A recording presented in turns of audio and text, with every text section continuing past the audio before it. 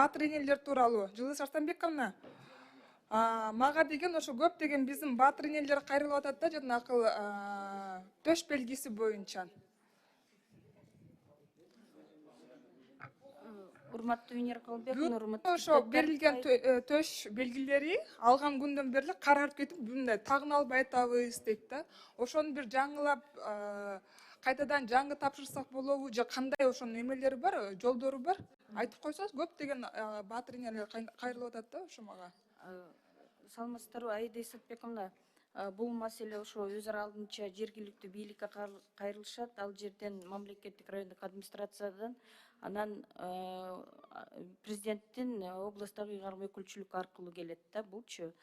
Биз аркылуу ошол пенсия укугу жок батыр энелер гана биздин министрлик аркылуу ай сайын социалдык жөлөк боло алат да. Бүгүнкү күнү ошол 114 батыр эне биз аркылуу алышат.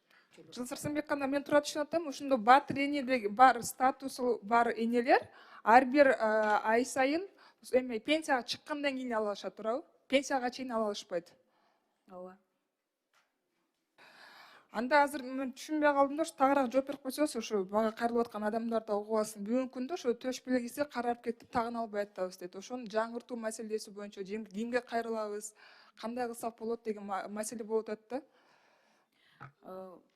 Ошол кайрылгысы келген жарандар өз алдынча жергиликтүү бийликке кайрылыш керек.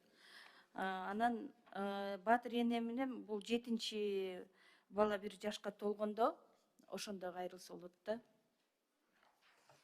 Жылыс Арсенбековна, вы не совсем правильно меня поняли. Я говорю не о тех, кто хочет получить новый значок, а о тех, кому уже выдали, но, к сожалению, на сегодняшний день они все почернели, и они как говорится, их невозможно носить. Аида Исатбековна, бул маселе биздин министрликке карабайт, бирок сизге бүт жоболордун баардыгын көтөрүп, Хорошо, түшүндүм, сизге рахмат. расмий түрдө баардык ушул сунуштарды